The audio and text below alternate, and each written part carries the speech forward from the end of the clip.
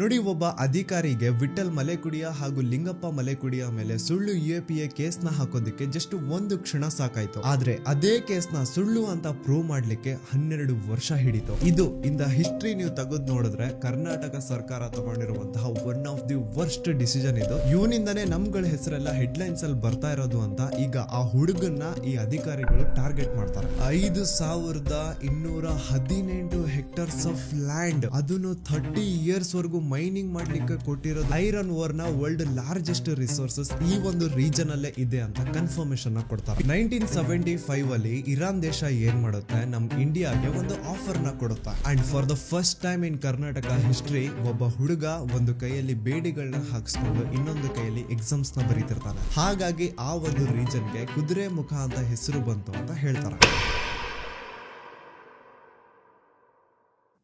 UAPA unlawful activities prevention act. ಈ ದೇಶದಲ್ಲಿ ಮಾತಾಡೋ ಹಕ್ಕು, ಫ್ರೀಡಮ್ ಆಫ್ ಸ್ಪೀಚ್ ಅಂತೂ ಎಲ್ರಿಗೂ ಇದೆ. ಅಂಡ್ ಆ ಒಂದು ಫ್ರೀಡಮ್ ಆಫ್ ಸ್ಪೀಚ್ ಇರೋದ್ರಿಂದನೇ ಯಾರೇ ಆಗ್ಲಿ ತಮ್ಮ ಹಕ್ಕುಗಳನ್ನ ಕೇಳಬಹುದು, ಸರ್ಕಾರನ ಪ್ರಶ್ನೆ ಮಾಡಬಹುದು. ಅಷ್ಟು ಪವರ್ಸ್ ನಮ್ಗೆ ಇಂಡಿಯನ್ ಕಾನ್ಸ್ಟಿಟ್ಯೂಷನ್ ನ ಆರ್ಟಿಕಲ್ 19 ಕೊಡುತ್ತೆ. ಬಟ್ ಅದೇ ಒಂದು ಫ್ರೀಡಮ್ ಆಫ್ ಸ್ಪೀಚ್ ನ ಸರ್ಪ್ರೈಸ್ ಮಾಡೋದಕ್ಕೆ ಸರ್ಕಾರ ಹತ್ರ ಇರುವಂತಹ ಅಸ್ತ್ರ ಅಂದ್ರೆ ಅದು UAPA. ನಮ್ ದೇಶದಲ್ಲಿ ಯಾವ್ದಾದ್ರು ಒಂದು ಅನ್ಲಾಫುಲ್ ಆಕ್ಟಿವಿಟೀಸ್ ನಡೀತಾ ಇದ್ರೆ ಅದನ್ನ ತಡೆಯೋದಕ್ಕೆ ಅಂತಾನೆ ಮಾಡಿರುವಂತಹ ಕಾನೂನು UAPA. ಆದ್ರೆ ಈ ಕಾನೂನು ಯೂಸ್ ಗಿಂತ ಮಿಸ್ಯೂಸ್ ಆಗಿರೋದೇ ಜಾಸ್ತಿ. ಅಂಡ್ ಇದ್ರದೊಂದು ಬೆಸ್ಟ್ ಎಕ್ಸಾಂಪಲ್ ಅಂತಂದ್ರೆ ಅದು the Vittal Malekudiya case. July 2005 Dakshina Kannada ಭಾಗದಲ್ಲಿ ನಕ್ಸಲ್ಸ್ ನ ಚಟುವಟಿಕೆಗಳು ಹೆಚ್ಚಾಗ್ತಾ ಇವೆ, ನಕ್ಸಲ್ಸ್ ನ ಆರ್ಭಟ ಜಾಸ್ತಿ ಆಗ್ತಾ ಇದೆ. ಇದನ್ನ ತಡೆಯೋದಕ್ಕೆ ಅಂತಾನೆ ಸರ್ಕಾರ ANF ಆಂಟಿ ನಕ್ಸಲ್ ಫೋರ್ಸ್ ನ ಒಂದು ಸ್ಪೆಷಲ್ ಟೀಮ್ ನ ಫಾರ್ಮ್ ಮಾಡುತ್ತೆ. ಈ ANF ಟೀಮ್ ನ ಪ್ರೈಮರಿ ಗೋಲ್ ಏನು ಅಂತಂದ್ರೆ ದಕ್ಷಿಣ ಕನ್ನಡ ಭಾಗದಲ್ಲಿ ಏನು unlawful activities related to Naxals ನಡೀತಾ ಇತ್ತು ಅದನ್ನ ಕಂಪ್ಲೀಟ್ ಆಗಿ ತಡಿಬೇಕಿತ್ತು. ಸೊ ಯಾವ ಒಂದು ಫಾರೆಸ್ಟ್ ರೀಜನ್ ಅಲ್ಲಿ ಸರ್ಕಾರ ANF ಟೀಮ್ ನ ಡಿಪ್ಲಾಯ್ ಮಾಡಿತ್ತು, ಅದೇ ಫಾರೆಸ್ಟ್ ಅಲ್ಲಿ ಇರೋರು ಬಂದು ಮಲೆಕುಡಿಯ ಆದಿವಾಸಿ ಜನಾಂಗದವರು. ಈಗ್ಲೂ ಪಬ್ಲಿಕ್ ಡೊಮೇನ್ ಅಲ್ಲಿ ಮಲ್ಟಿಪಲ್ ನ್ಯೂಸ್ ಆರ್ಟಿಕಲ್ಸ್ ಅವೈಲೇಬಲ್ ಇದಾವೆ. And it clearly mentions ANF team ಅಲ್ಲಿ ಇದ್ದಂತಹ ಕೆಲವೊಂದು ಅಧಿಕಾರಿಗಳಿಂದ ಮಲೆಕುಡಿಯ ಆದಿವಾಸಿಗಳೇನಿದ್ರು ಅವರು ತುಂಬಾ ಹಿಂಸೆ ಆಗ್ತಿರುತ್ತಂತ. ಸುಮ್ನೆ ಕೆಲವು ಮಲೆಕುಡಿಯ ಆದಿವಾಸಿಗಳನ್ನ ನಕ್ಸಲ್ಸ್ ಜೊತೆ ಲಿಂಕ್ ಮಾಡೋದು, ನೋಟಿಸ್ ಅವ್ರ ಸರ್ಚ್ ವಾರೆಂಟ್ ಇಲ್ಲದೆ ಸೀದಾ ಅವ್ರ ಮನೆ ಒಳಗಡೆ ನುಗ್ಗಿ ಸರ್ಚ್ ಆಪರೇಷನ್ ಅಂತ ನೆಪದಲ್ಲಿ ಅವ್ರ ಮನೇಲಿದ್ದಂತಹ ವಸ್ತುಗಳನ್ನೆಲ್ಲ ಅಸ್ತವ್ಯಸ್ತ ಮಾಡಿ ಹಾಕೋದು, ಆ ಮಲೆಕುಡಿಯ ಆದಿವಾಸಿಗಳ ಮೇಲೆ ಮರ ಕಡ್ದಿದ್ದೀರಾ ನೀವು ಅಂತ ಸುಮ್ನೆ ಫಾರೆಸ್ಟ್ ಆಕ್ಟ್ ಅಲ್ಲಿ ಕೇಸಸ್ ಹಾಕೋದು,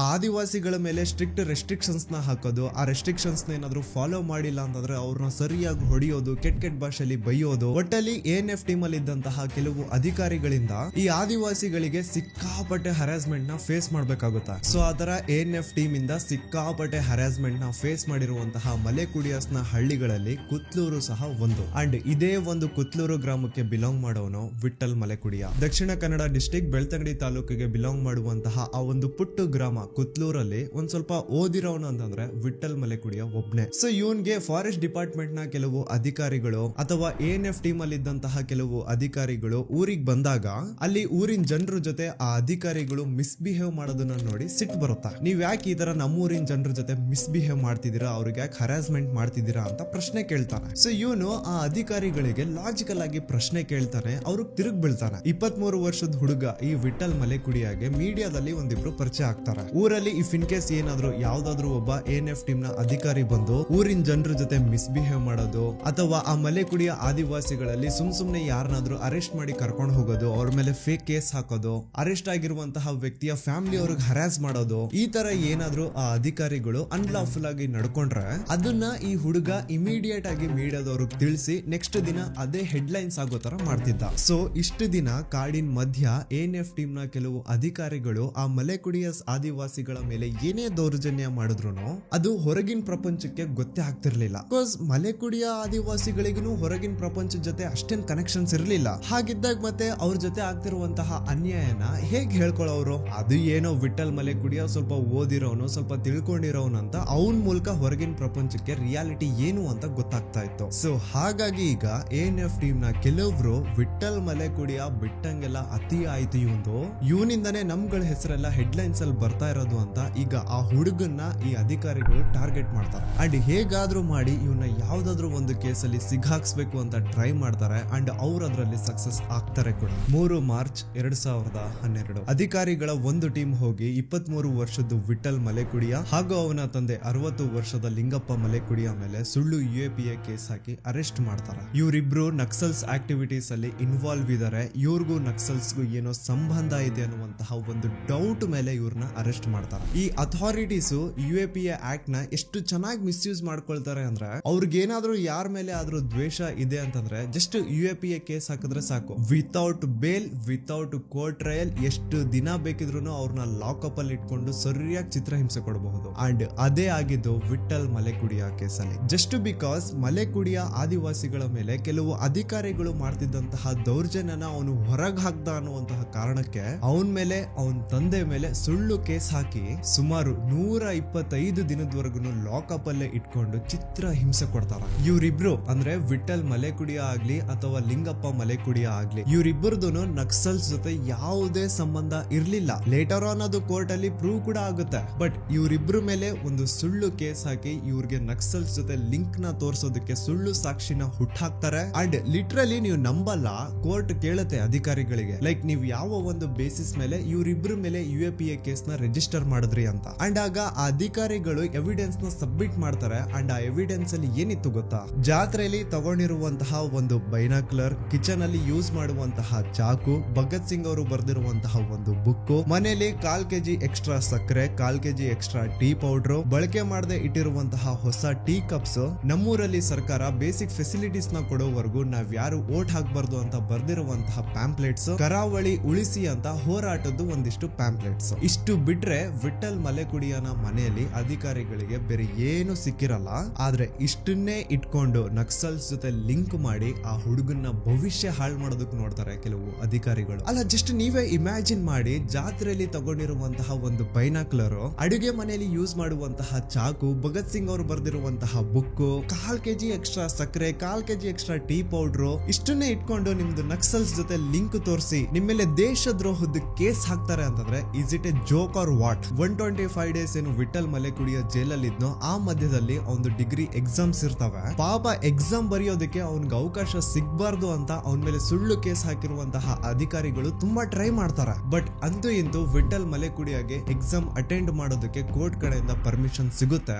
and for the first time in Karnataka history ಒಬ್ಬ ಹುಡುಗ ಒಂದು ಕೈಯಲ್ಲಿ ಬೇಡಿಗಳನ್ನ ಹಾಕಿಸ್ಕೊಂಡು ಇನ್ನೊಂದು ಕೈಯಲ್ಲಿ ಎಕ್ಸಾಮ್ಸ್ ನ ಬರೀತಿರ್ತಾನೆ. ಕೊನೆಗೆ ಅಂತೂ ಇಂತೂ ಸುಮಾರು 125 ದಿನ ಆದ್ಮೇಲೆ ವಿಠಲ್ ಮಲೆಕುಡಿಯ ಹಾಗೂ ಅವನ ತಂದೆ ಲಿಂಗಪ್ಪ ಮಲೆಕುಡಿಯಾಗೆ ಬೇಲ್ ಸಿಗುತ್ತೆ. ಬಟ್ ಸ್ಟಿಲ್ ಅವ್ರ ಮೇಲೆ ಏನು UAPA ಕೇಸ್ ಹಾಕಿದ್ರು, ಏನು ದೇಶದ್ರೋಹದ ಆರೋಪ ಇತ್ತೋ ಅದಿನ್ನು ಅಳಿಸಿರ್ಲಿಲ್ಲ. ಅದನ್ನ ಅಳಿಸೋದಕ್ಕೆ ನಮ್ ನ್ಯಾಯಾಂಗ ವ್ಯವಸ್ಥೆಗೆ ಸುಮಾರು 12 ವರ್ಷ ಹಿಡಿಯುತ್ತೆ. ನೋಡಿ, ಒಬ್ಬ ಅಧಿಕಾರಿಗೆ ವಿಠಲ್ ಮಲೆಕುಡಿಯ ಹಾಗೂ ಲಿಂಗಪ್ಪ ಮಲೆಕುಡಿಯ ಮೇಲೆ ಸುಳ್ಳು UAPA ಕೇಸ್ ನ ಹಾಕೋದಕ್ಕೆ ಜಸ್ಟ್ ಒಂದು ಕ್ಷಣ ಸಾಕಾಯ್ತು. ಆದ್ರೆ ಅದೇ ಕೇಸ್ ನ ಸುಳ್ಳು ಅಂತ ಪ್ರೂವ್ ಮಾಡ್ಲಿಕ್ಕೆ 12 ವರ್ಷ ಹಿಡಿತು. ತಲೆ ಮೇಲೆ ಸುಳ್ಳು ದೇಶದ್ರೋಹದ ಪಟ್ಟ ಕಟ್ಸ್ಕೊಂಡು ಆ ಫ್ಯಾಮಿಲಿ 12 ವರ್ಷದಲ್ಲಿ ಎಷ್ಟೆಲ್ಲ ನೋವು ಅನ್ಭವಿಸಿರಲ್ಲ. ಒಂದು ಸುಳ್ಳು ಕೇಸಿಂದ, ಅದನ್ನು ಒಂದು ಸುಳ್ಳು ದೇಶದ್ರೋಹದ ಕೇಸಿಂದ ಆ ಹುಡುಗನ ಜೀವನ, ಅವನ ಗೌರವ, ಅವನ ಘನತೆ ಎಲ್ಲದಕ್ಕೂ ಧಕ್ಕೆ ಆಯ್ತು. It's A clear violation of article 21. But ಇದ್ರ ಬಗ್ಗೆ ಇಲ್ಲಿ ಯಾರು ಮಾತಾಡಲ್ಲ. ಇಲ್ಲಿ ಸುಳ್ಳು ಕೇಸ್ ಹಾಕಿದಂತಹ ಆ ಅಧಿಕಾರಿ ಮೇಲೆ ಕೋರ್ಟ್ ಏನಾದ್ರೂ ಆಕ್ಷನ್ ತಗೊಳ್ತಾ? ಇಲ್ಲ. ಅಟ್ಲೀಸ್ಟ್ ಸಂಬಂಧಪಟ್ಟ ಇಲಾಖೆಯವರು ಏನಾದ್ರೂ ಆಕ್ಷನ್ ತಗೊಂಡ್ರಾ? ಇಲ್ಲ. ವಿಠಲ್ ಮಲೆಕುಡಿಯನ ಹೆಸರು ಲೇಮ್ ಲೈಟ್ ಬಂದಿದ್ದೆ ಅವರು ಟ್ರೈಬಲ್ ಪೀಪಲ್ ನ ಹಕ್ಕುಗಳ ಸಲುವಾಗಿ ಹೋರಾಟ ಮಾಡ್ಲಿಕ್ಕೆ ಶುರು ಮಾಡಿದಾಗ. ಈಗಂತ ಅಲ್ಲ, in the history also Malekudiya ಆದಿವಾಸಿಗಳು ಏನಿದಾರೋ ಇವ್ರ ಜೊತೆ ತುಂಬಾ ಅನ್ಯಾಯಗಳಾಗಿದೆ. ಇವರು ಆಗಿಂದನೂ ಹೋರಾಟಗಳನ್ನ ಮಾಡ್ತಾನೆ ಬಂದಿದ್ದಾರೆ. ಸೊ ಇವ್ರಿಗಾಗಿರೋ ಅನ್ಯಾಯಗಳ ಬಗ್ಗೆ ಗೊತ್ತಾಗ್ಬೇಕು, ಇವ್ರು ಯಾಕೆ ಹೋರಾಟ ಮಾಡ್ತಿದ್ದಾರೆ ಅಂತ ತಿಳ್ಕೋಬೇಕು ಅಂದ್ರೆ ಇದು ಸ್ವಲ್ಪ ಕಾಂಟ್ರವರ್ಷಿಯಲ್ ಅಂಡ್ ತುಂಬಾನೇ ಕಾಂಪ್ಲಿಕೇಟೆಡ್ ಮ್ಯಾಟ್ರ್. ಸೊ ಮಲೆಕುಡಿಯಸ್ಗೆ ಅಂತ ಮೋಸ ಏನಾಯ್ತು, ಅವ್ರು ಯಾಕೆ ಹೋರಾಟಕ್ಕೆ ಇಳಿದ್ರು, ಯಾಕೆ ಅವರಲ್ಲೇ ಕೆಲವೊಬ್ರು ನಕ್ಸಲ್ಸ್ ಆದ್ರು, ಇದನ್ನ ನಾವು ತಿಳ್ಕೋಬೇಕು ಅಂತಂದ್ರೆ ಒಂದ್ ಸ್ವಲ್ಪ ಹಿಂದಕ್ಕೆ ಹೋಗ್ಬೇಕು. 1913. ಈ ಜಿಯೋಲಾಜಿಸ್ಟ್ ಹೆಸರು PN ಸಂಪತ್ ಅಯ್ಯಂಗರ್ ಅಂತ. ಇವರು ತಮ್ಮ ಕುದುರೆ ಮೇಲೆ ಭದ್ರಾ ರಿವರ್ ಸೈಡ್ ಹಾಗೆ ಹೋಗ್ತಾ ಇರ್ಬೇಕಾದ್ರೆ ಅವ್ರ ಕುದುರೆಯ ಸ್ಪೀಡ್ ತುಂಬಾ ಕಡಿಮೆ ಆಗುತ್ತೆ. ಅವ್ರು ಎಷ್ಟೇ ಪುಷ್ ಮಾಡಿದ್ರು ಅವ್ರ ಕುದುರೆಗೆ ಒಂದೊಂದು ಹೆಜ್ಜೆ ಮುಂದೆ ಇಡ್ಲಿಕ್ಕೂ ಕಷ್ಟ ಆಗ್ತಾ ಇರುತ್ತೆ. ಯಾಕಿದು ಈ ತರ ವಿಚಿತ್ರ ಅಂತ ಅಯ್ಯಂಗರ್ ಅವರು ಕುದುರೆಯಿಂದ ಕೆಳಗಿಳಿದು ನೋಡಿದಾಗ ಕುದುರೆಯ ಕಾಲೇನಿತ್ತೋ ಅದು ನೆಲಕ್ಕೆ ಮ್ಯಾಗ್ನೆಟ್ ತರ ಅಂಟ್ಕೊಳ್ತಾ ಇರುತ್ತೆ. ಅದನ್ನ ನೋಟಿಸ್ ಮಾಡಿದಂತಹ ಆ ವ್ಯಕ್ತಿ ಏನೋ ಬಿಡು ಅದು ಅಂತ ಹಾಗೆ ಅದನ್ನ ಅಲ್ಲಿಗೆ ಬಿಟ್ಟಿಲ್ಲ. ಆ ರೀಜನ್ ಯಾವ್ದು, ಆ ರೀಜನ್ ನ ಮಣ್ಣಲ್ಲಿ ಅಂತದ್ ಏನಿದೆ ಅಂತ ಸಾಯಿಲ್ ಟೆಸ್ಟ್ ಎಲ್ಲ ಮಾಡಿ, ಸರ್ವೇಸ್ ಎಲ್ಲ ಮಾಡಿ, ಅಲ್ಲಿನ ಮಣ್ಣನ್ನ ಅರ್ಥ ಮಾಡ್ಕೊಂಡು ಕೊನೆಗೆ ಒಂದು ಕನ್ಫರ್ಮೇಶನ್ ಬರ್ತಾರೆ. ದಟ್ ಈಸ್ ಆ ಒಂದು ರೀಜನ್ ಅಲ್ಲಿ ಮ್ಯಾಗ್ನೆಟ್ ಅಂಡ್ ಐರನ್ ಓರ್ ಅನ್ನೋದು ತುಂಬಾ ಹೈ ಕ್ವಾಂಟಿಟಿಯಲ್ಲಿ ಇದೆ. And may be iron ore ನ ವರ್ಲ್ಡ್ ಲಾರ್ಜೆಸ್ಟ್ ರಿಸೋರ್ಸಸ್ ಈ ಒಂದು ರೀಜನ್ ಅಲ್ಲೇ ಇದೆ ಅಂತ ಕನ್ಫರ್ಮೇಶನ್ ಕೊಡ್ತಾರೆ. PN ಸಂಪತ್ ಅಯ್ಯಂಗರ್ ಅವರ ಕುದುರೆಯಿಂದ ಆ ಒಂದು ರೀಜನ್ ಅಲ್ಲಿ ಅತಿ ಹೆಚ್ಚು ಮ್ಯಾಗ್ನೆಟ್ ಅಂಡ್ ಐರನ್ ಓರ್ ನ ರಿಸೋರ್ಸಸ್ ಇದೆ ಅಂತ ಗೊತ್ತಾಗಿತ್ತು. ಹಾಗಾಗಿ ಆ ಒಂದು ರೀಜನ್ ಗೆ ಕುದುರೆ ಮುಖ ಅಂತ ಹೆಸರು ಬಂತು ಅಂತ ಹೇಳ್ತಾರೆ. ಸೊ ತುಂಬಾನೇ ಲಾರ್ಜ್ ಕ್ವಾಂಟಿಟಿಲಿ ಆ ಒಂದು ಪ್ರದೇಶದಲ್ಲಿ ಐರನ್ ಓರ್ ನ ರಿಸೋರ್ಸಸ್ ಇದೆ ಅಂತ ಗೊತ್ತಾದಾಗ ಸೆಂಟ್ರಲ್ ಗವರ್ಮೆಂಟ್ ನ ಒಂದು ಕಂಪನಿ NMDC ನಮ್ ಕರ್ನಾಟಕ ಸ್ಟೇಟ್ ಗವರ್ನಮೆಂಟ್ ಜೊತೆ ಸುದೀರ್ಘ ಚರ್ಚೆನ ಮಾಡಿ ಈ NMDC ಕಂಪನಿಯವರು ಕುದುರೆಮುಖ ರೀಜನ್ ಅಲ್ಲಿ ಇದ್ದಂತಹ 5218 ಹೆಕ್ಟರ್ಸ್ ಆಫ್ ಲ್ಯಾಂಡ್ ನ ಕರ್ನಾಟಕ ಸ್ಟೇಟ್ ಗವರ್ಮೆಂಟ್ ಹತ್ರ ಮಾತಾಡಿ 30 ಇಯರ್ಸ್ ವರೆಗೂ ಲೀಸ್ ತಗೋತಾರೆ for the purpose of doing mining. And ಇದು ಇನ್ ದ ಹಿಸ್ಟ್ರಿ ನೀವು ತೆಗೆದು ನೋಡಿದ್ರೆ ಕರ್ನಾಟಕ ಸರ್ಕಾರ ತಗೊಂಡಿರುವಂತಹ one of the worst decision ಇದು. ಯಾಕೆ ಅಂತ ವಿಡಿಯೋ ಎಂಡಿಂಗ್ ಅಲ್ಲಿ ನಿಮ್ಗೆ ಗೊತ್ತಾಗುತ್ತಾ. ಈಗ ಕರ್ನಾಟಕ ಸರ್ಕಾರ NMDC ಕಂಪನಿಗೆ 30 ಇಯರ್ಸ್ ವರೆಗೂ ಲ್ಯಾಂಡ್ ನ ಲೀಸ್ ಕೊಟ್ಬಿಡ್ತು. ಅಂಡ್ ಆ ಲ್ಯಾಂಡ್ ಇರೋ ಜಾಗ ಎಲ್ಲಿ, ಕುದುರೆಮುಖ ರೀಜನ್, ಹಚ್ಚ ಹಸಿರು ದಟ್ಟ ಕಾಡಿನ ನಡುವೆ ಇರುವಂತಹ ಪ್ರದೇಶ. ಸೊ ಈಗ ರಾತ್ರೋರಾತ್ರಿ ಸರ್ಕಾರ ಏನೋ NMDC ಕಂಪನಿಗೆ 5218 ಹೆಕ್ಟರ್ಸ್ ಆಫ್ ಲ್ಯಾಂಡ್ ನ 30 ಇಯರ್ಸ್ ಲೀಸ್ ಕೊಟ್ಬಿಡ್ತು. ಆದ್ರೆ ಅದೇ ಒಂದು ಕಾಡು ಪ್ರದೇಶದಲ್ಲಿ ಇದ್ದವರು ಮಲೆಕುಡಿಯಾಸ್ ಆದಿವಾಸಿ ಜನಾಂಗದವರು. ಆ ಒಂದು ಕಾಡು ಪ್ರದೇಶದಲ್ಲಿ ಆರಾಮಾಗಿ ಜೀವನ ಮಾಡ್ಕೊಂಡಿದ್ದ ಇವ್ರಿಗೆ ಒಂದು ದಿನ NMDC ನ ಕೆಲವು ಅಧಿಕಾರಿಗಳು ಬಂದು ನೀವ್ ಇನ್ಮೇಲೆ ಈ ಜಾಗದಲ್ಲಿ ಇರೋ ಹಾಗಿಲ್ಲ, ಇದನ್ನ ಸರ್ಕಾರ ನಮಗ್ ಕೊಟ್ಟಿದೆ, ನೀವ್ ಈ ಜಾಗನ ಖಾಲಿ ಮಾಡಿ ಹೋಗ್ತಾ ಇರ್ಬೇಕು ಅಂತ ಫೋರ್ಸ್ಫುಲ್ಲಿ ಅವ್ರನ್ನ ಅಲ್ಲಿಂದ ಎವ್ಯಾಕ್ಯುಯೇಟ್ ಮಾಡ್ತಾರೆ. ಆದಿವಾಸಿಗಳಲ್ಲಿ ಯಾರ್ಯಾರ ಹತ್ರ ತಮ್ಮ ಜಮೀನಿನ ಪತ್ರಗಳಿದ್ವೋ ಅವರಿಗೆ ಬೇರೆ ಕಡೆ ಮನೆ ಸಿಕ್ತು, ದುಡ್ಡು ಸಿಕ್ತು ಅಂತ ಹೇಳ್ತಾರೆ. ಬಟ್ ಮೆಜಾರಿಟಿ ಆ ಮಲೆಕುಡಿಯ ಆದಿವಾಸಿಗಳಲ್ಲಿ ಎಲ್ಲರೂ ಅನ್ಎಜುಕೇಟೆಡ್ ಆಗಿದ್ರು. ಅವ್ರಿಗೆ ಪೇಪರ್ ಡಾಕ್ಯುಮೆಂಟೇಶನ್ ಅಂದ್ರೆ ಏನು ಅಂತಾನೆ ಗೊತ್ತಿರಲಿಲ್ಲ. ಸೊ ಇದು ಸರ್ಕಾರ ತಮಗ್ ಮಾಡಿರುವಂತಹ ಅನ್ಯಾಯ ಅಂತ ಕನ್ಸಿಡರ್ ಮಾಡಿ ಆಗಿಂದ ಮಲೆಕುಡಿಯ ಆದಿವಾಸಿಗಳು ಹೋರಾಟ ಮಾಡ್ಲಿಕ್ಕೆ ಶುರು ಮಾಡ್ತಾರೆ. ಲಿಟ್ರಲಿ ಆ ಒಂದು ಜಾಗ ಎಷ್ಟು ದೊಡ್ಡದು ಅಂತ ನಿಮ್ಗೆ ಹೇಳ್ಬೇಕು ಅಂದ್ರೆ ಅನ್ಕೊಳ್ಳಿ ಹೊಸಪೇಟೆ ಅಥವಾ ಗದಗ ಅಂತ ಏನ್ ಊರುಗಳಿದಾವ ನಮ್ಮ ರಾಜ್ಯದಲ್ಲಿ ಅದರಷ್ಟು ದೊಡ್ಡ ಜಾಗ. 5218 ಹೆಕ್ಟರ್ಸ್ ಆಫ್ ಲ್ಯಾಂಡ್, ಅದನ್ನು 30 ಇಯರ್ಸ್ ವರೆಗೂ ಮೈನಿಂಗ್ ಮಾಡ್ಲಿಕ್ಕೆ ಕೊಟ್ಟಿರೋದು. ಅಂಡ್ ಆ ಲ್ಯಾಂಡ್ ಬಿಲಾಂಗ್ ಮಾಡೋದೆಲ್ಲಿ, ಹಚ್ಚ ಹಸಿರು ಕಾಡಿರುವಂತಹ ಜಾಗದಲ್ಲಿ. ಯಾರಾದ್ರೂ ನೇಚರ್ ಲವರ್ಸ್ ಇದ್ರೆ ಅವ್ರಿಗೆ ಅರ್ಥ ಆಗುತ್ತೆ ಇದು ಎಂತ ಒಂದು ವರ್ಸ್ಟ್ ಡಿಸಿಷನ್ ಕರ್ನಾಟಕ ಸರ್ಕಾರದ್ದು ಅಂತ. ಈಗ ಈ ಕಡೆ NMDC ಕಂಪನಿ ಅವರೇನು 5218 ಹೆಕ್ಟರ್ಸ್ ಆಫ್ ಲ್ಯಾಂಡ್ ನ ಮೈನಿಂಗ್ ಮಾಡ್ಲಿಕ್ಕೆ ಅಂತ 30 ಇಯರ್ಸ್ ವರೆಗೂ ಲೀಸ್ ಹಾಕೊಂಡಿದ್ರು. ಲೈಕ್ ಯಾವ ಲೆವೆಲ್ಗೆ ಫಾಸ್ಟ್ ಕೆಲಸ, ಯಾವ ಲೆವೆಲ್ಗೆ ಡೆಮಾನ್ಸ್ಟ್ರೇಷನ್ ಅಂತಂದ್ರೆ ನೀವು ಇಮ್ಯಾಜಿನ್ ಕೂಡ ಮಾಡಕ್ಕಾಗಲ್ಲ. ಆ ಒಂದು ಫಾರೆಸ್ಟ್ ರೀಜನ್ ನ before and after satellite image ನ ತೋರಿಸ್ತಾ ಇದ್ದೀನಿ ನೋಡಿ ನೀವೇ. ಈಗ world's largest magnet and iron resource ಇರುವಂತಹ ಲ್ಯಾಂಡ್ ಅಂದ್ಮೇಲೆ ಆ ಒಂದು ಲ್ಯಾಂಡ್ ಮೇಲೆ ಬೇರೆ ಕಂಟ್ರೀಸ್ ನ ಕಣ್ಣು ಬೀಳದೆ ಇರುತ್ತಾ? ಆಬ್ವಿಯಸ್ಲಿ ಬೀಳುತ್ತೆ. ಅಂಡ್ ಆಗ ಫಸ್ಟ್ ಕಣ್ಣು ಹಾಕ್ತವ್ರೆ ಇರಾನ್ ದೇಶ. 1975 ಅಲ್ಲಿ ಇರಾನ್ ದೇಶ ಏನ್ ಮಾಡುತ್ತೆ, ನಮ್ ಇಂಡಿಯಾಗೆ ಒಂದು ಆಫರ್ ನ ಕೊಡುತ್ತಾ, ನಾವು ನಿಮ್ ದೇಶದಲ್ಲಿರುವಂತಹ ಆ ಕುದುರೆಮುಖ ರೀಜನ್ ಏನಿದೆಯೋ ಅಲ್ಲೇನು ಮೈನಿಂಗ್ ನಡೀತಾ ಇದೆಯೋ ಆ ಒಂದು ಪ್ರಾಜೆಕ್ಟ್ ಅಲ್ಲಿ $630 ಮಿಲಿಯನ್ ನ ಇನ್ವೆಸ್ಟ್ಮೆಂಟ್ ಮಾಡ್ತೀವಿ. ಅದ್ರ ಬದಲಾಗಿ ನಮ್ಗೆ ಆ ಒಂದು ಮೈನಿಂಗ್ ಕಂಪನಿಯಿಂದ ಏನೆಲ್ಲ ಎಕ್ಸ್ಪೋರ್ಟ್ ಆಗುತ್ತೋ ಅದು 20 ಇಯರ್ಸ್ ವರೆಗೂ ಕೇವಲ ನಮ್ಗೊಂದು ಎಕ್ಸ್ಪೋರ್ಟ್ ಆಗ್ಬೇಕು. ಇಲ್ಲ ಅಂತಂದ್ರೆ 150 million tons of concentrated iron ನಮಗೆ ಎಕ್ಸ್ಪೋರ್ಟ್ ಮಾಡಿ ಅಂತ ಆಫರ್ ಕೊಡುತ್ತೆ. ಆ ಒಂದು ಟೈಮ್ ಅಲ್ಲಿ ನಮ್ ದೇಶದಲ್ಲಿ ಫಾರಿನ್ ಇನ್ವೆಸ್ಟ್ಮೆಂಟ್ ಬಂದ್ರೆ ಸಾಕಿತ್ತು. ಹಾಗಾಗಿ ಇಂಡಿಯಾ ಈ ಒಂದು ಆಫರ್ ನ ಒಪ್ಕೊಳ್ಳುತ್ತಾ. ಇಲ್ಲಿ ಆರ್ಡರ್ ಕ್ವಾಂಟಿಟಿ ತುಂಬಾ ಜಾಸ್ತಿ ಆಗಿರೋದ್ರಿಂದ NMDC ಕಂಪನಿಗೆ ಇದನ್ನ ಹ್ಯಾಂಡಲ್ ಮಾಡೋದು ಸ್ವಲ್ಪ ಕಷ್ಟ ಆಗುತ್ತೆ. ಹಾಗಾಗಿ ಅವ್ರು ಏನ್ ಮಾಡ್ತಾರೆ, ಅವ್ರು ಬರ್ಸ್ಕೊಂಡಿರುವಂತಹ 30 ಇಯರ್ಸ್ ನ ಲೀಸ್ ಅಗ್ರಿಮೆಂಟ್ ಏನಿತ್ತು ಅದನ್ನ KIOCL Kudremukh iron ore corporation limited ಅಂತ ಒಂದು ಹೊಸ ಕಂಪನಿನ ಶುರು ಮಾಡಿ ಆ ಒಂದು ಲೀಸ್ ಅಗ್ರಿಮೆಂಟ್ ನ ಆ ಒಂದು 30 ಇಯರ್ಸ್ ನ ಲೀಸ್ ಅಗ್ರಿಮೆಂಟ್ ನ ಆ ಒಂದು ಕಂಪನಿಗೆ ಟ್ರಾನ್ಸ್ಫರ್ ಮಾಡಿ ಈಗ ಹೊಸದಾಗಿ KIOCL ಕಂಪನಿ ಹೆಸರಲ್ಲಿ ಮೈನಿಂಗ್ ಶುರು ಆಗುತ್ತೆ. ಬಟ್ ಇಲ್ಲಿ ಕರ್ನಾಟಕ ಸ್ಟೇಟ್ ಗವರ್ನಮೆಂಟ್ ಆ ಒಂದು ಅಗ್ರಿಮೆಂಟ್ ಏನಿತ್ತು, ಆ 30 ಇಯರ್ಸ್ ನ ಲೀಸ್ ಅಗ್ರಿಮೆಂಟ್ ಏನಿತ್ತು ಅದರಲ್ಲಿ ಒಂದು ಮೇಜರ್ ಚೇಂಜಸ್ ನ ಮಾಡುತ್ತಾ. ನೋಡಿ 1969 ಅಲ್ಲಿ NMDC ಕಂಪನಿ ಏನು ಕರ್ನಾಟಕ ಸ್ಟೇಟ್ ಗವರ್ನಮೆಂಟ್ ಹತ್ರ 30 ಇಯರ್ಸ್ ವರೆಗೂ ಲ್ಯಾಂಡ್ ನ ಲೀಸ್ ತಗೊಂಡಿತ್ತು, ಆಗ ಲ್ಯಾಂಡ್ ನ ಸೈಜ್ ಇದ್ದಿದ್ದು 5218 ಹೆಕ್ಟರ್ಸ್. ಆದ್ರೆ ಈಗ ಅಗ್ರಿಮೆಂಟ್ KIOCL ಕಂಪ್ನಿಗೆ ಟ್ರಾನ್ಸ್ಫರ್ ಆಗ್ತಾ ಇರಬೇಕಾದ್ರೆ ಆ 5218 ಹೆಕ್ಟರ್ಸ್ ಆಫ್ ಲ್ಯಾಂಡ್ ನ ಕಡಿಮೆ ಮಾಡಿ ಕೇವಲ 450 ಹೆಕ್ಟರ್ಸ್ ಆಫ್ ಲ್ಯಾಂಡ್ ನ ಅಷ್ಟೇ ಲೀಸ್ ಕೊಡ್ತಾರೆ. ಅಂಡ್ ಕರ್ನಾಟಕ ಸ್ಟೇಟ್ ಗವರ್ನಮೆಂಟ್ ನ ಈ ಒಂದು ಡಿಸಿಷನ್ ನ KIOCL ಕಂಪನಿ ಅವರು ಒಪ್ಕೊಳ್ತಾರೆ ಕೂಡ. ಸೊ ಇನ್ನೇನು ಕಂಪನಿ ಆಪರೇಷನ್ಸ್ ನ ಶುರು ಮಾಡಬೇಕು ಅಷ್ಟರಲ್ಲೇ ಒಂದು ಮೇಜರ್ ಟ್ವಿಸ್ಟ್. ಏನು ಇರಾನ್ ದೇಶ $630 ಮಿಲಿಯನ್ ನ ನಾವು ಇನ್ವೆಸ್ಟ್ಮೆಂಟ್ ಮಾಡ್ತೀವಿ ಅಂತ ಹೇಳಿತ್ತೋ, ಈಗ ಆ ಒಂದು ಅಗ್ರಿಮೆಂಟ್ ಡ್ಯಾಮೇಜ್ ಆಗಿರುತ್ತೆ. ಬಿಕಾಸ್ 1980 ಇರಾನ್ ದೇಶದಲ್ಲಿ ತಕ್ತಪಲೇಟ್ ಆಗಿ ಸರ್ಕಾರಗಳು ಬದಲಾಗಿರ್ತವೆ, ಹೊಸದಾಗಿ ಮತ್ತೆ ಇನ್ನೊಂದ್ಸತಿ ಸಂವಿಧಾನನ ಬರೀತಾರೆ. ಹಾಗಾಗಿ ಹಳೆ ಅಗ್ರಿಮೆಂಟ್ಸ್ ಎಲ್ಲ ಏನಿದ್ವು ಅದೆಲ್ಲ ಇನ್ವ್ಯಾಲಿಡ್ ಆಗುತ್ತೆ. ಬಟ್ ಸ್ಟಿಲ್ ಇದರಿಂದ KIOCL ಕಂಪನಿಗೆ ಅಂತ ಏನು ಡ್ಯಾಮೇಜ್ ಆಗಿಲ್ಲ. ಯಾಕಂತಂದ್ರೆ ಇರಾನ್ ದೇಶ ತಗೊಳ್ಳಿಕ್ಕೆ ರೆಡಿ ಇಲ್ಲ ಅಂತಂದ್ರೆ ಬೇರೆ ಆಲ್ಟರ್ನೇಟಿವ್ಸ್ ತುಂಬಾ ಇತ್ತು. ಲೈಕ್ ಚೀನಾ ಆಗ್ಲಿ, ಜಪಾನ್ ಆಗ್ಲಿ, ತೈವಾನ್ ಆಗ್ಲಿ, ಇವರೆಲ್ಲ KIOCL ಕಂಪನಿ ಎಕ್ಸ್ಪೋರ್ಟ್ ಮಾಡುವಂತಹ ಐರನ್ ತಗೊಳ್ಳೋದಕ್ಕೆ ತುದಿಗಾಲ ನಿಂತಿದ್ರು. ಸೊ ಇರಾನ್ ದೇಶ ಕೈ ಕೊಟ್ಟಾಗ KIOCL ಕಂಪನಿಗೆ ಅಂತ ಡ್ಯಾಮೇಜ್ ಏನೋ ಆಗಿಲ್ಲ. ನೋಡಿ, KIOCL ಕಂಪನಿಯಿಂದ ಇಂಡಿಯಾಗೇನೋ ಹೆಲ್ಪ್ ಆಯ್ತು, ಫಾರಿನ್ ಕರೆನ್ಸಿ ದೇಶದಲ್ಲಿ ಬರ್ತಾ ಇತ್ತು. ಆದ್ರೆ what about nature, what about our people?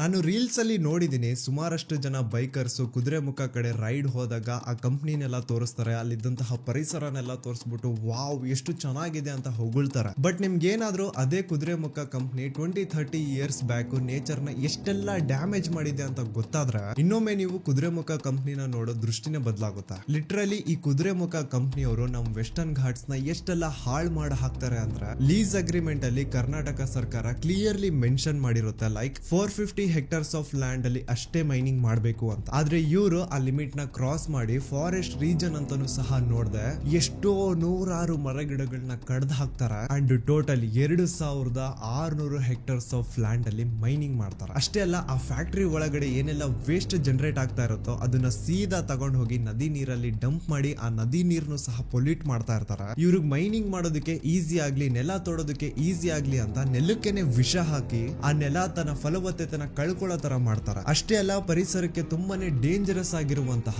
300 mm diameters of explosive ನ ಬಳಸ್ತಾರೆ. ಸ್ಮೂತ್ ಟ್ರಾನ್ಸ್ಪೋರ್ಟೇಶನ್ ಸಲುವಾಗಿ ಆ ಕಾಡು ಪ್ರದೇಶದ ಮಧ್ಯ, ವೆಸ್ಟರ್ನ್ ಘಾಟ್ಸ್ ನ ಮಧ್ಯ ಇಷ್ಟಿಷ್ಟಾಗ್ಲ ರೋಡ್ಗಳು ಹಾಕಿ ಅಂಡ್ ಆ ರೋಡ್ಸ್ ಹಾಕೋದಕ್ಕೆ ಎಷ್ಟೋ ನೂರಾರು ಮರಗಳನ್ನ ಕಡ್ದು ಹಾಕ್ತಾರೆ.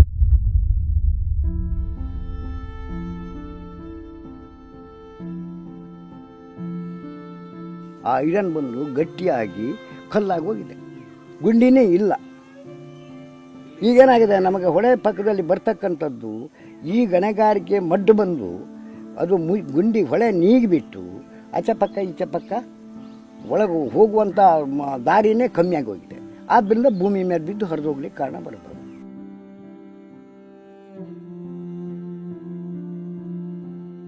ಐರನ್ ಬಂದು ಸೇರಿಬಿಟ್ಟು ಬರ್ತಕ್ಕಂಥ ತರಿ ಒಳಗಿರ್ತಕ್ಕಂಥ ಭೂಮಿ ಎಲ್ಲ ಕಲ್ಲಾಗೋಯ್ತು. ಏನು ಎಕರೆ 20 ಪಲ್ಲ ಬರೋದು 5 ಪಲ್ಲ ಬರುವಷ್ಟು ಮಾರ್ಗ ಇಲ್ಲ.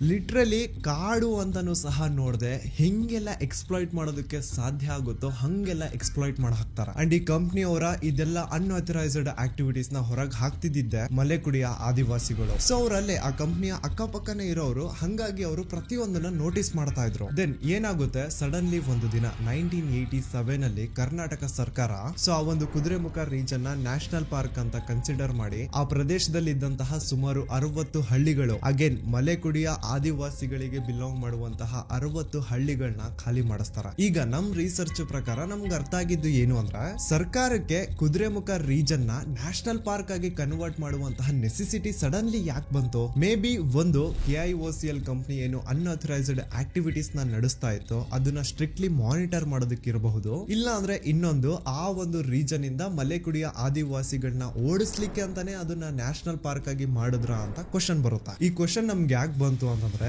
ಈಗ ನೋಡಿ ಮಲೆಕುಡಿಯಸ್ ಇಂದ KIOCL ಕಂಪನಿಗೆ ತುಂಬಾ ಸಮಸ್ಯೆ ಇದ್ದಿದ್ದಂತೂ ನಿಜ. ಬಿಕಾಸ್ ಆ ಕಂಪನಿ ಅವರು ಏನೇ ಇಲ್ಲಿಗಲ್ ಮಾಡೋದಕ್ಕೆ ಹೋದ್ರೆ, ಏನೇ ಅನ್ಆಥರೈಸ್ಡ್ ಆಕ್ಟಿವಿಟಿ ಮಾಡೋದಕ್ಕೆ ಹೋದ್ರೆ ಅದನ್ನ ಇಮಿಡಿಯೇಟ್ ಆಗಿ ಈ ಆದಿವಾಸಿ ಜನಾಂಗದವರು ಹೊರಗೆ ಹಾಕ್ತಿದ್ರು, ಅದ್ರ ಅಗೇನ್ಸ್ಟ್ ಪ್ರೊಟೆಸ್ಟ್ ಮಾಡ್ತಿದ್ರು. ಸೊ ನ್ಯಾಷನಲ್ ಪಾರ್ಕ್ ಮಾಡಿ ಆ ಎಲ್ಲಾ ಆದಿವಾಸಿಗಳನ್ನ ಅಲ್ಲಿಂದ ಓಡಿಸಬಹುದು. ಆಗ KIOCL ಕಂಪನಿ ಬಗ್ಗೆ ಯಾರು ಕ್ವಶನ್ ಮಾಡೋರು ಇರಲ್ಲ. ನಿಮ್ಗೆ ಇನ್ನೂ ಕ್ಲಿಯರ್ ಆಗಿ ಅರ್ಥ ಆಗ್ಬೇಕು ಅಂತಂದ್ರೆ ನೋಡಿ, 1987 ಅಲ್ಲಿ ಕುದುರೆಮುಖ ನ್ಯಾಷನಲ್ ಪಾರ್ಕ್ ಅನೌನ್ಸ್ ಆಯ್ತು. ಆಗ ಅನೌನ್ಸ್ ಆದಾಗ ಸುಮಾರು 60 ಹಳ್ಳಿಗಳನ್ನ 60 ಮಲೆಕುಡಿಯ ಆದಿವಾಸಿಗಳು ಇರುವಂತಹ ಹಳ್ಳಿಗಳನ್ನ ಖಾಲಿ ಮಾಡಿಸಿದ್ರು. ರೀಸನ್ ಈ ಹಳ್ಳಿಗಳಿಂದ ಪರಿಸರಕ್ಕೆ ಡ್ಯಾಮೇಜ್ ಆಗಬಹುದು ಅಂತ. ಆದ್ರೆ ಯಾರು ಆಕ್ಚುಯಲ್ ಆಗಿ ಪರಿಸರನ ನಾಶ ಮಾಡ್ತಾ ಇದ್ರು, ಯಾರಿಂದ ಆಕ್ಚುಯಲ್ ಆಗಿ ಪರಿಸರ ನಾಶ ಆಗ್ತಾ ಇತ್ತು, ಆ ಕಂಪ್ನಿ, ಆ KIOCL ಕಂಪ್ನಿನ ಮಾತ್ರ ಸರ್ಕಾರ ಸ್ಟಾಪ್ ಮಾಡಿರ್ಲಿಲ್ಲ. ಇನ್ಫ್ಯಾಕ್ಟ್ ಅದ್ರ ಬದಲಾಗಿ ಪರಿಸರದ ಬಗ್ಗೆ ಕಾಳಜಿ ಹೊಂದಿರುವಂತಹ ಆದಿವಾಸಿಗಳು ಮಲೆಕುಡಿಯಾಸ್ನ ಅಲ್ಲಿಂದ ಓಡಿಸ್ತಾರ. ಈಗ ಮಲೆಕುಡಿಯಾಸ್ನ ತಮ್ಮ ಹಕ್ಕುಗಳ ಸಲುವಾಗಿ ಹೋರಾಟ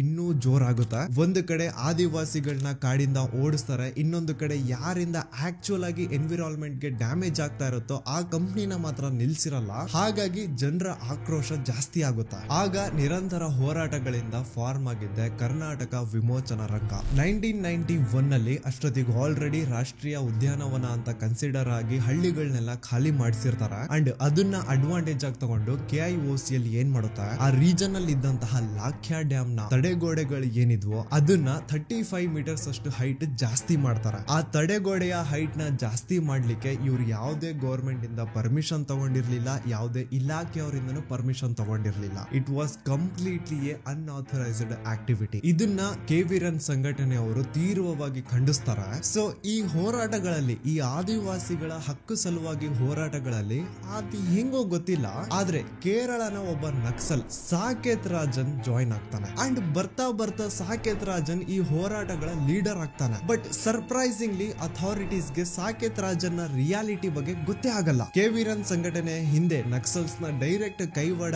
ಇದೆ ಅನ್ನೋದು ಅದ್ ಹೆಂಗೆ ಅಥಾರಿಟೀಸ್ ಗೆ ಗೊತ್ತಾಗಿಲ್ವೋ, it's really shocking. But fine, KV-ರನ್ ಸಂಘಟನೆಗಳ ಹೋರಾಟಗಳಲ್ಲಿ ಲಾಜಿಕ್ ಇತ್ತು, ಪಾಯಿಂಟ್ ಇತ್ತು. ಬಟ್ ಅದರಿಂದ ನಕ್ಸಲ್ಸ್ ನ ಕೈವಾಡ ಇದೆ ಅಂತ ಅಥಾರಿಟೀಸ್ ಗೆ ಗೊತ್ತಿಲ್ಲದೆ ಇರೋದೇ ಸ್ವಲ್ಪ ಶಾಕಿಂಗ್. ಈಗ 1969 ನಲ್ಲಿ NMDC ಕಂಪ್ನಿಯವರು ಏನು ಕರ್ನಾಟಕ ಸ್ಟೇಟ್ ಗವರ್ಮೆಂಟ್ ಹತ್ರ ವೆಸ್ಟರ್ನ್ ಘಾಟ್ಸ್ ಅಲ್ಲಿ ಮೈನಿಂಗ್ ಮಾಡ್ಲಿಕ್ಕೆ 30 ವರ್ಷದ ಲ್ಯಾಂಡ್ ನ ಲೀಸ್ ತಗೊಂಡಿದ್ರು, ಆ 30 ವರ್ಷ ಈಗ 1999 ನಲ್ಲಿ ಕೊನೆ ಆಗುತ್ತೆ. ಹಾಗಂತ KIOCL ಕಂಪ್ನಿ ಏನು ಸ್ಟಾಪ್ ಆಗಿಲ್ಲ. ಅವ್ರು ಏನ್ ಮಾಡ್ತಾರೆ, ಒಳಗಿಂದೊಳಗೆ ಕೆಲವು ಅಧಿಕಾರಿಗಳಿಗೆ ದುಡ್ಡು ತಿನ್ಸಿ ಟೆಂಪರರಿ ಪರ್ಮಿಷನ್ಸ್ ನ ಪಡ್ಕೊಂತಾ ಇರ್ತಾರೆ. ಬಟ್ ಫೈನಲಿ ಸುಪ್ರೀಂ ಕೋರ್ಟ್ ಮಧ್ಯದಲ್ಲಿ ಎಂಟರ್ ಮಾಡಿ KIOCL ಕಂಪ್ನಿಯಿಂದ ಈಗ ಆಲ್ರೆಡಿ ಎನ್ವಿರಾನ್ಮೆಂಟ್ ಗೆ ತುಂಬಾ ಡ್ಯಾಮೇಜ್ ಆಗಿದೆ, ಸಾಕಿ ಇವರು ಪರಿಸರನ ಹಾಳು ಮಾಡಿದ್ದು ಅಂತ ಕಂಪ್ಲೀಟ್ ಸೀಸ್ ಮಾಡುತ್ತೆ ಆ ಕಂಪ್ನಿನ. ಬಟ್ ಆದಿವಾಸಿಗಳ ಹಕ್ಕುಗಳ ಬಗ್ಗೆ ಸುಪ್ರೀಂ ಕೋರ್ಟ್ ಏನು ಹೇಳಲ್ಲ. ಅಂಡ್ ಅಷ್ಟೊತ್ತಿಗೆ ಆಲ್ರೆಡಿ ಅರೌಂಡ್ 2005 ಅಲ್ಲಿ KV-ರನ್ ಸಂಘಟನೆಯ ಪ್ರಮುಖ ಲೀಡರ್ ಸಾಕೇತ್ ರಾಜನ್ ಏನಿದ್ನೋ ಅವನು ನಕ್ಸಲ್ ಅಂತೆಲ್ಲ ಗೊತ್ತಾಗಿ ಅವನು ಎನ್ಕೌಂಟರ್ ಸಹ ಆಗುತ್ತೆ. ಸೊ ಸಾಕೇತ್ ರಾಜನ್ ನ ಎನ್ಕೌಂಟರ್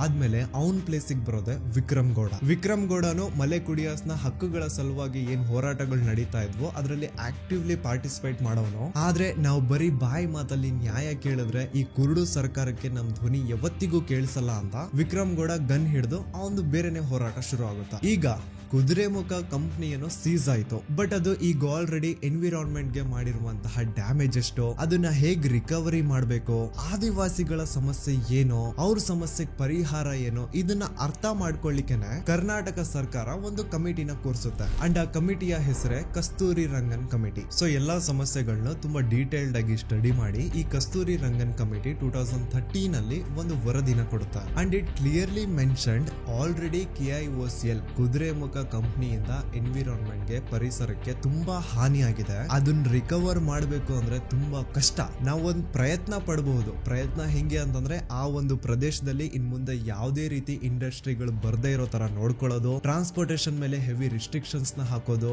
ಯಾವುದೇ ತರ ಡೆವಲಪ್ಮೆಂಟ್ ಪ್ರಾಜೆಕ್ಟ್ಸ್ ಅಲ್ಲಿ ಬರ್ದೇ ಇರೋ ತರ ನೋಡ್ಕೊಳ್ಳೋದು, ಈ ತರ ಒಂದು ಪರಿಸರಕ್ಕೆ ಹೆಲ್ಪ್ ಆಗುವಂತಹ ಸಜೆಷನ್ಸ್ ನ ಕೊಡ್ತಾರೆ ಹೊರತು ಮಲೆಕುಡಿಯ ಆದಿವಾಸಿಗಳನ್ನ ಆ ಒಂದು ಪ್ರದೇಶದಿಂದ ಓಡಿಸೋ ಅವಶ್ಯಕತೆ ಏನಿಲ್ಲ.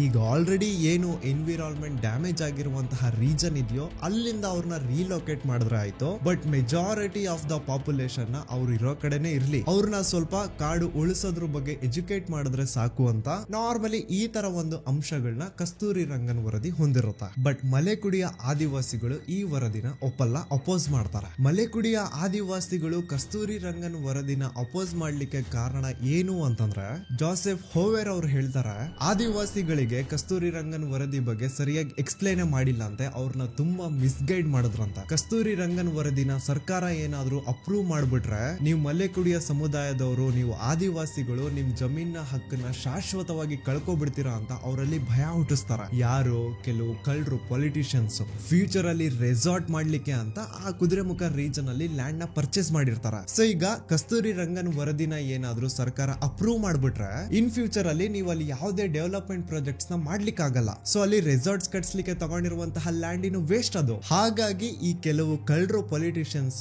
ಆ ಮಲೆಕುಡಿಯ ಆದಿವಾಸಿಗಳಿಗೆ ಮಿಸ್ಗೈಡ್ ಮಾಡಿ ಲಿಟ್ರಲಿ ನೀವು ನಂಬಲ್ಲ, ಕಸ್ತೂರಿ ರಂಗನ್ ವರದಿನ ಕನ್ನಡದಲ್ಲಿ ಅನುವಾದನೆ ಮಾಡಿಲ್ಲ ಅಂತ. ಸೊ ಬೇಕಂತ ಮಲೆಕುಡಿಯರ್ಸ್ ನ ಮಿಸ್ಗೈಡ್ ಮಾಡಿ ಅವರಿಂದ ಹೋರಾಟಗಳನ್ನ ಮಾಡಿಸಿ ನಕ್ಸಲ್ಸ್ ಇಂದನೂ ಕಸ್ತೂರಿ ರಂಗನ್ ವರದಿಗೆ ವಿರೋಧನ ವ್ಯಕ್ತಪಡಿಸಿ ultimately Karnataka government Kasturi Rangan committee ಕೊಟ್ಟಂತಹ ವರದಿನ ಕ್ಯಾನ್ಸಲ್ ಮಾಡೋ ಹಾಗೆ ಮಾಡ್ತಾರೆ. ಜನ ಪರವಾಗಿ ಇರೋದು. ಈಗ ಜನಕ್ಕೆ ಇವರಲ್ಲಿ ಏನು ಮಾಡಿದ್ದಾರೆ, ನೀವೆಲ್ಲ ಒಪ್ಕೊಂಬಿಟ್ರೆ ನಿಮ್ಮ ಜಾಗಗಳು ಹೊಟ್ಟೋಗುತ್ತೆ, ನಿಮ್ಮ ಫಾರ್ಮ್ ಹೊಟ್ಟೋಗುತ್ತೆ, ನಿಮ್ಮ ಮನೆಗಳು ಹೊಟ್ಟೋಗುತ್ತೆ, ನೀವು ಇದು ಮಾಡೋಂಗಿಲ್ಲ ಅದು ಮಾಡೋಂಗಿಲ್ಲ. ನೀವು ಈ ಕಸ್ತೂರಿ ರಂಗನ್ ಇದನ್ನ ನೀವು ಟ್ರಾನ್ಸ್ಲೇಟು ಮಾಡಿಲ್ಲ. ಜನಕ್ಕೆ ಮುಟ್ಟಬೇಕಂದ್ರೆ ಲೋಕಲ್ ಲ್ಯಾಂಗ್ವೇಜ್ ಕೊಡಬೇಕು. ಇಲ್ಲಿ ಈ ಕಳ್ಳರು ಪೊಲಿಟಿಷಿಯನ್ಸ್ ಇವರ ಬೆನಿಫಿಟ್ಸ್ ಸಲುವಾಗಿ ನಕ್ಸಲ್ಸ್ ನ ಹುಟ್ಟಾಕ್ಸಿದ್ರು, ನಕ್ಸಲ್ಸ್ ನ ಸಾಯಿಸಿದ್ರು ಕೂಡ. ಸ್ಟಿಲ್ ಇವತ್ತಿನ ದಿನದವರೆಗೂ ಮಲೆಕುಡಿಯ ಆದಿವಾಸಿಗಳು ತಮ್ಮ ಹಕ್ಕುಗಳ ಸಲುವಾಗಿ ಹೋರಾಟ ಮಾಡ್ತಾನೆ ಇದ್ದಾರೆ. ನಾವು 2025 ಅಲ್ಲಿ ಬದುಕ್ತಾ ಇದೀವಿ. ಬಟ್ ಸ್ಟಿಲ್ ಇನ್ನೂ ಕೆಲವು ಮಲೆಕುಡಿಯಸ್ ಇರುವಂತಹ ಹಳ್ಳಿಗಳಲ್ಲಿ ಪ್ರಾಪರ್ ರೋಡ್ಸ್ ಇಲ್ಲ, ಅವ್ರ ಮಕ್ಕಳಿಗೆ ಗೌರ್ಮೆಂಟ್ ಸ್ಕೂಲ್ಸ್ ಇಲ್ಲ, ಶೌಚಾಲಯ ಇಲ್ಲ, ಅಂಡ್ ಎಲೆಕ್ಟ್ರಿಸಿಟಿ ಹೆಸರಲ್ಲಿ ಕೇವಲ ಒಂದು ಲೈಟ್ ಉರಿಯುತ್ತೆ ಮನೆಯಲ್ಲಿ ಅಷ್ಟೇ. Fan, TV, fridge, washing machine ಇದೆಲ್ಲ ಏನಂದ್ರೆ ಗೊತ್ತಿಲ್ಲ ಅವ್ರಿಗೆ. ಫೋನ್ ಯೂಸ್ ಮಾಡಬೇಕು ಅಂದ್ರೆ ಕಿಲೋಮೀಟರ್ ಗಟ್ಟಲೆ ದೂರ ಹೋಗ್ಬೇಕು ನೆಟ್ವರ್ಕ್ ಸಲುವಾಗಿ. ಅದೇ ನಾವು ಕೇಳುದಂದ್ರೆ ಇಲ್ಲಿ 33 ಕುಟುಂಬಗಳು ಇದ್ದೇವೆ. ಅವರಿಗೆ ಏನು ಸೌಕರ್ಯ ಇಲ್ಲ, ರೋಡಿಂದ ಸೌಕರ್ಯ ಇಲ್ಲ, ಕರೆಂಟ್ ಇಲ್ಲ, ಏನೆಲ್ಲ ಸೋಲಾರ್ ಎಲ್ಲ ಕೊಡ್ತಾರೆ. ಅದು ಎಷ್ಟು ದಿನ ಬರ್ತದೆ?